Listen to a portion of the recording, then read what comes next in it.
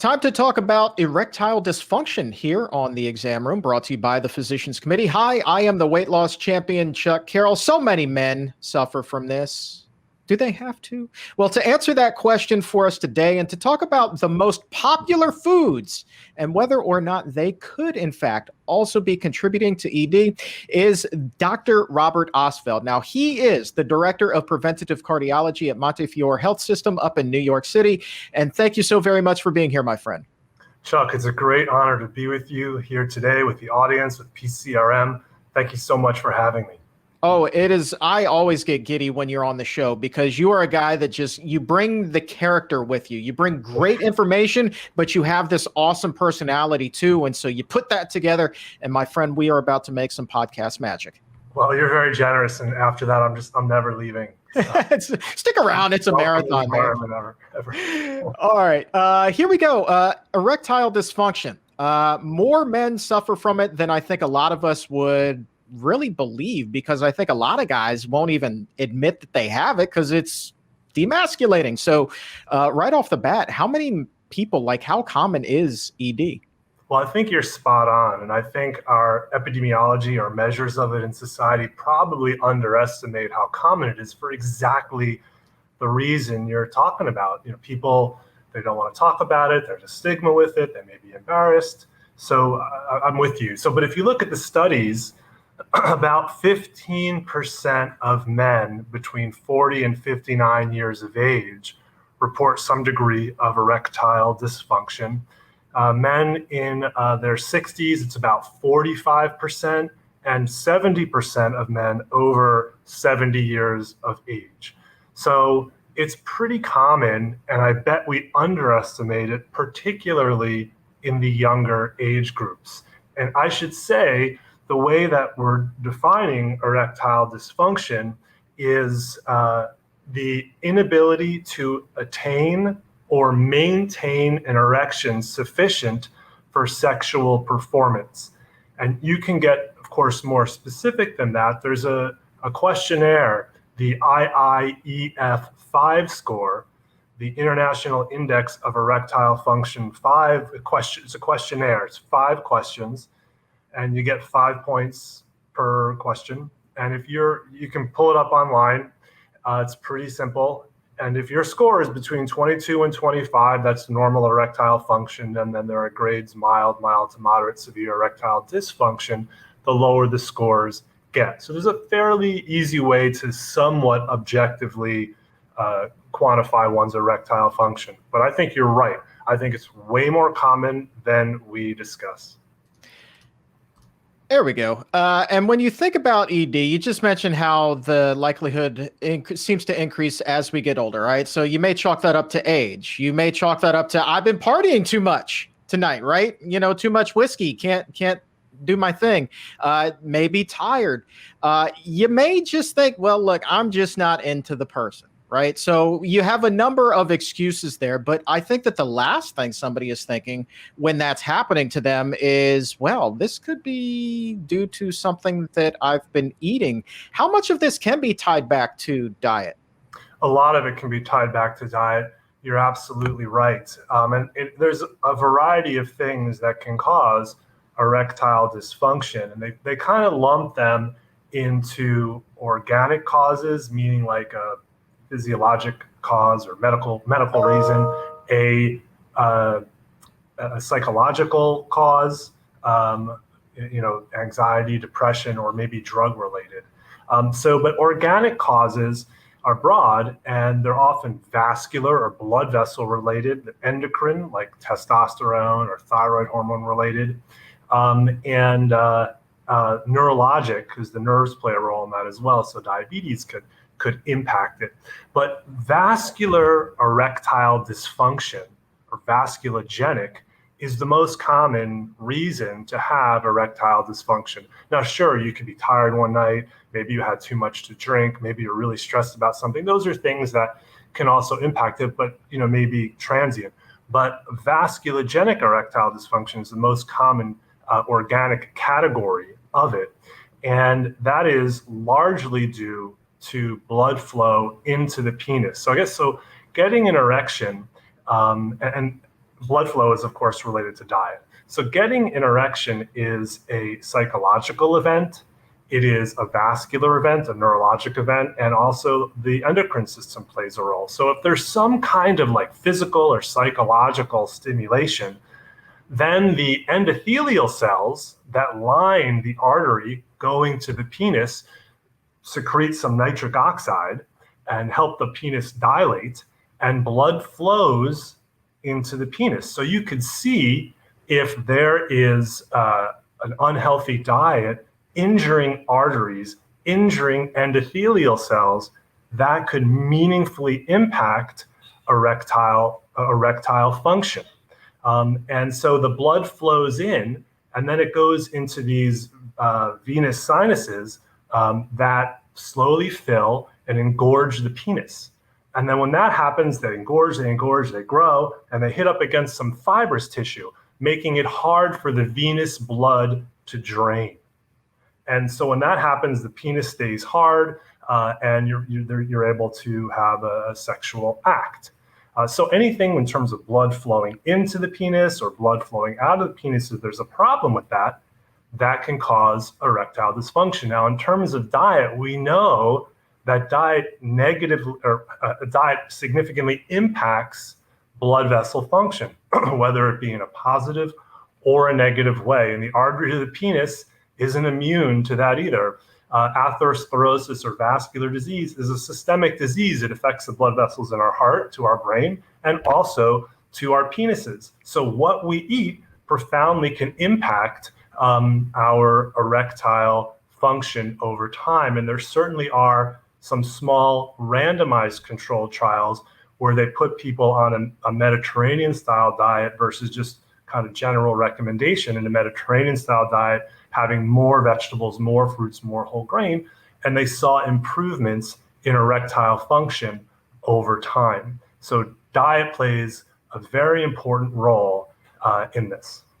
So let me just see if I can summarize there. Basically, what you're saying is in terms of blood flow, right? So you think blood flow, you think blockage, and blockage, that's a big problem. So then is ED then potentially a sign of worse things to come? Wow, well, that's a great question. And we frequently call erectile dysfunction the canary in the coal mine for heart disease. Why do we say that? Because the artery to the penis is smaller than the arteries to the heart. So by the time you have a blockage in the artery to the penis that's negatively impacting blood flow to the penis, it's exquisitely likely that you also have cholesterol disease in the blood vessels throughout your body, including to your heart. But those are bigger blood vessels, so it may not have clinically manifest. But typically, when someone has overt vasculogenic erectile dysfunction, we call that the canary in the coal mine because it often heralds future cardiovascular events, often within 2 to 3 years after a diagnosis of vasculogenic erectile dysfunction. Someone may develop angina or chest pain, poor blood flow to the blood to the heart, the muscles of the heart. And about 5 years later, they may actually develop an overt cardiovascular event like heart attack.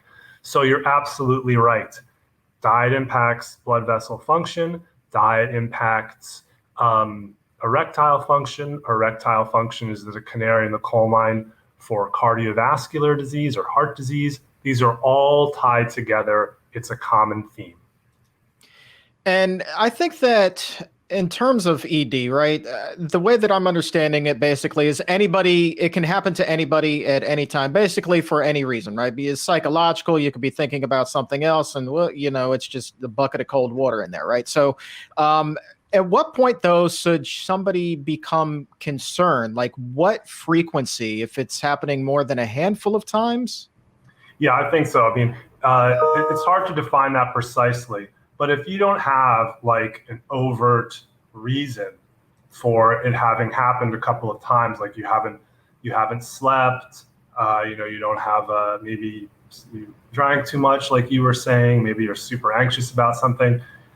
So if it happens a couple of times, I don't get too concerned if you have that kind of reasonable explanation. But if it begins to happen consistently, And how do you define that? Don't know exactly, but I guess I would define it as happening when you don't have an obvious, overt other reason. Then it's very worth talking to your doctor about it. And people can feel uncomfortable about talking about it, and you can kind of sense when a patient wants to talk about it. They kind of get an uncomfortable look in their eyes, and you want to make them feel, of course, as comfortable as possible talking about it, because the kinds of risk factors that can lead to vasculogenic erectile dysfunction are the same ones that lead to coronary artery disease, high blood pressure, diabetes, high cholesterol, diet, lifestyle, et cetera. And those are things, smoking, and those are things that can be addressed in the physician's office and by the patient. So if it's happening, on a somewhat regular basis without an overt alternative explanation, talk about it with your doc. And if you're not sure, just talk about it with your doc. Like, there's no harm in that.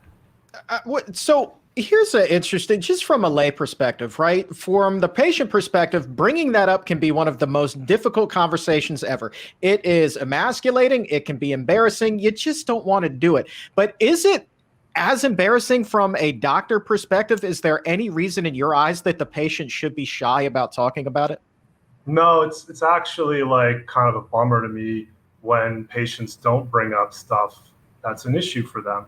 And also, it can be detrimental to your health because, like you were saying, it can herald a problem. It can be a canary in the coal mine. So it's an opportunity to address issues, before there's some sort of, heart attack or an overt cardiovascular event. So it's sort of like, in a weird way, an opportunity lost to help someone. So, like docs have, been around the block, seen a lot of things. You go through training, you see all kinds of stuff. And I understand that it's uncomfortable. I understand it's embarrassing, but, please bring it up with your doc. They should not feel uncomfortable talking about it at all. If they don't have a lot of experience with it, they could very easily refer the person to a cardiologist or a urologist to help them with the issue. But please bring it up. And we know that a plant-based diet, we've seen cases where it can really reverse heart disease. So would I be correct in assuming that if somebody does have erectile dysfunction and they begin to eat that healthy, whole food, plant-based diet, would that then help them get up for the get down? Well, to me, it's a great question. We don't unequivocally know that. There are randomized trials with the Mediterranean style diet, which is more plant-based, where people do better.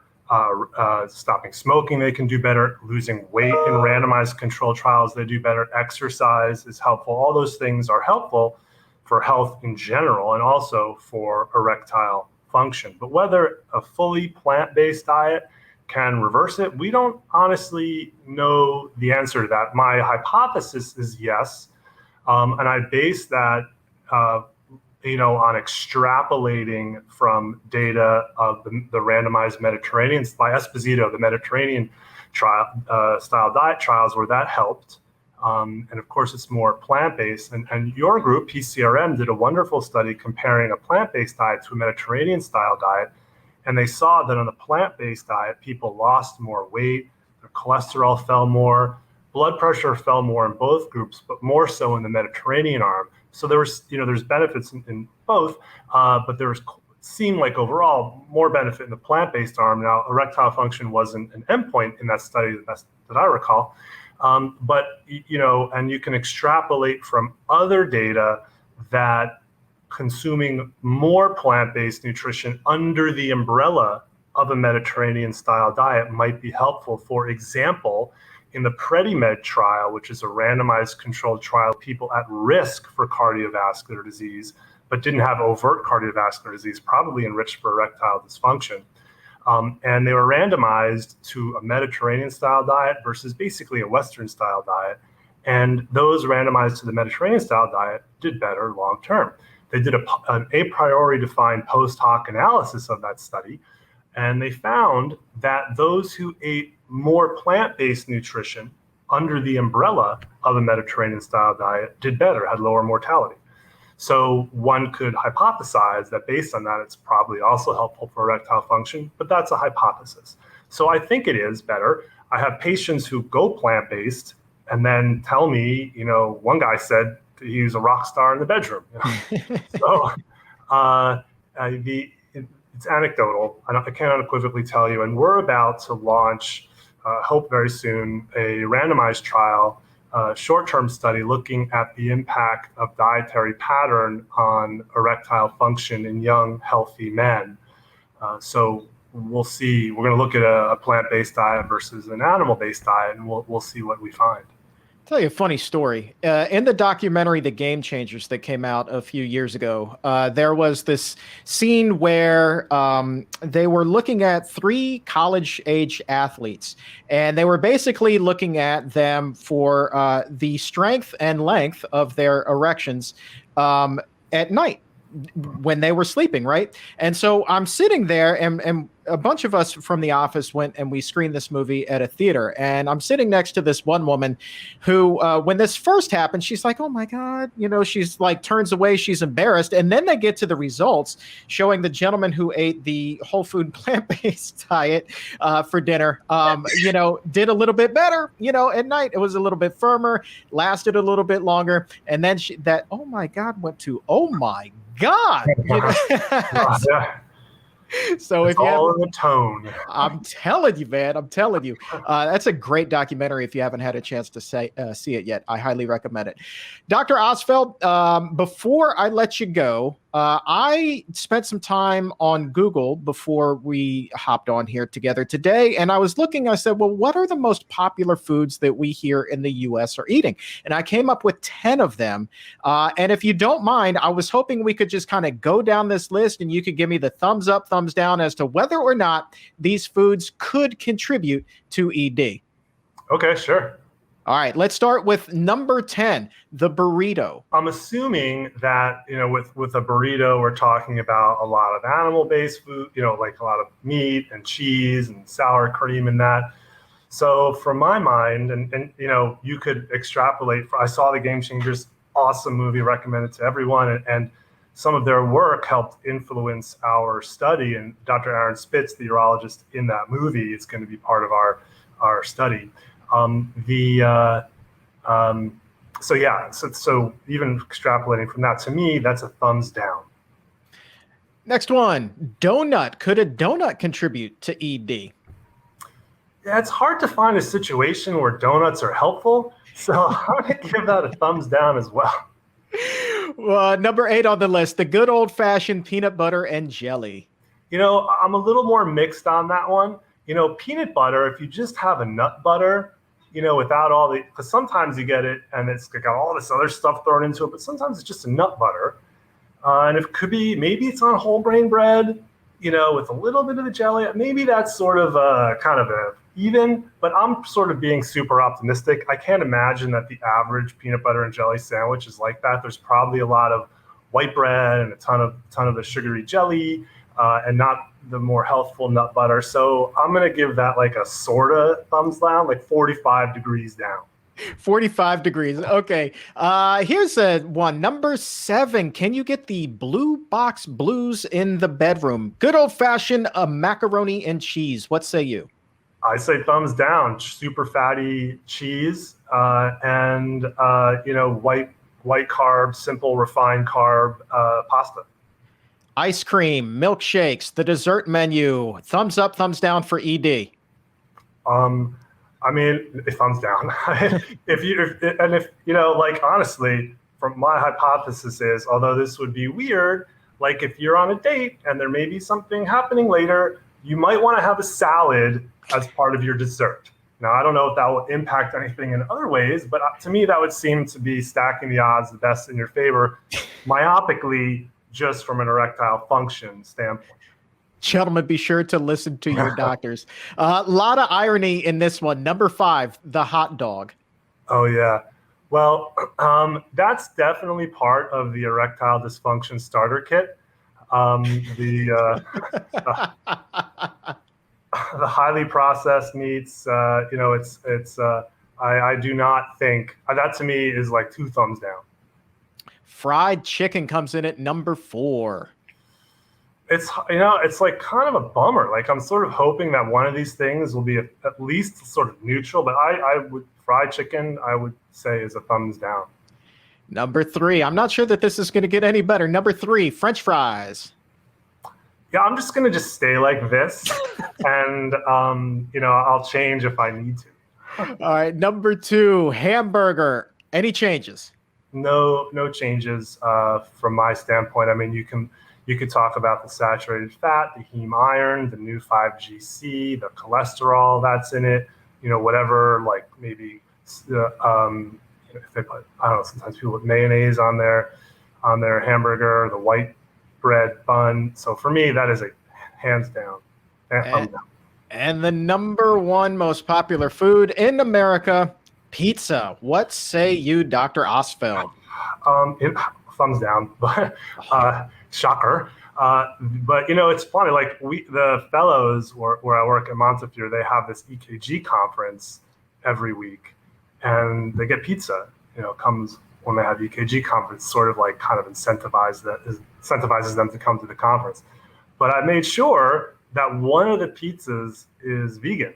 So there's like 5-6 pizzas, but one of them is vegan, and it gets eaten, and it's got all kinds of vegetables, and has a tomato sauce, and everything's the same. It just doesn't have cheese. It has a ton of vegetables on it. So it's I like it because I think it's a little healthier, and also it keeps them thinking about nutrition and nutrition-oriented stuff, even during EKG conference, because I wanted to drill into their heads and into their patients' heads. So to me, with the cheese, all the saturated fat, the white flour, it's a thumbs down. What about if somebody got it with vegan cheese? Would you feel the same way? I probably would. I'd have to see what's in the vegan cheese. Some of them are healthy. Some of them have a lot of fat. And I mean, certainly, from perhaps an ethical standpoint or environmental standpoint, that's certainly a plus, but it's not necessarily a plus from a health standpoint. Well, I'll tell you what's a plus is the fact that you have people who are going for that veggie pizza. I mean, people, up until I started hanging around other vegans, it was like people see a veggie pizza and they run the other direction. People who haven't run in years somehow find it in them to run in the opposite direction to that pepperoni pizza. So good on you, sir. That Usain Bolt of pizzas. I'm telling you what, man. I'm telling you what. And I'm telling you what right now, viewer. If you want to learn more about this, I highly recommend checking out Dr. Ostfeld's presentation at the International Conference on Nutrition and Medicine that's coming up July 15th through the 17th. Your presentation, I love this title, Erectile Dysfunction, the long and short of it. Fantastic.